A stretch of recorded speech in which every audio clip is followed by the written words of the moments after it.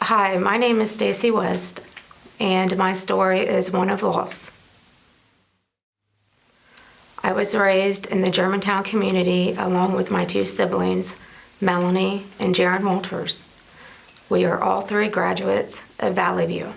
My younger brother, Jaron, lost his battle to addiction to an overdose at the age of 27 on March 1st, 2009.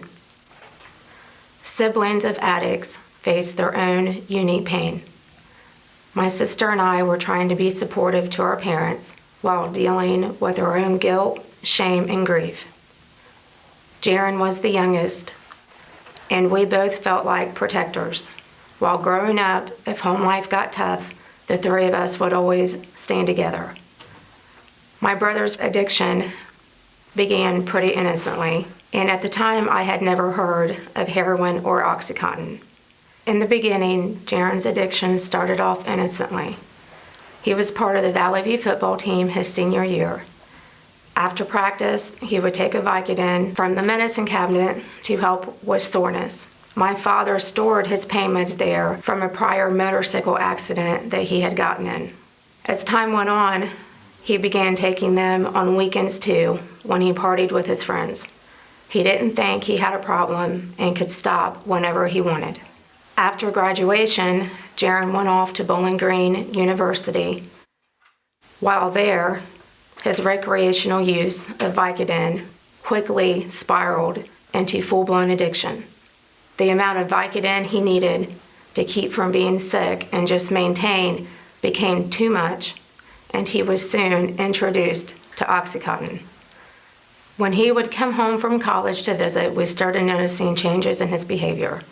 He was asking for money a lot more, he became secretive, and was hanging out with a completely different crowd of friends. He dropped out of Bowling Green after 2 years and moved back home. At this point, we watched him slowly become a person we did not recognize. He was no longer outgoing. He did not care about his appearance.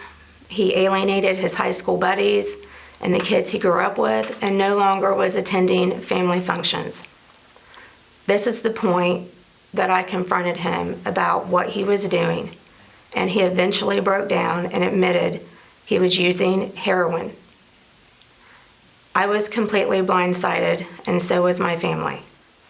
I began researching things on the internet, which obviously was scary.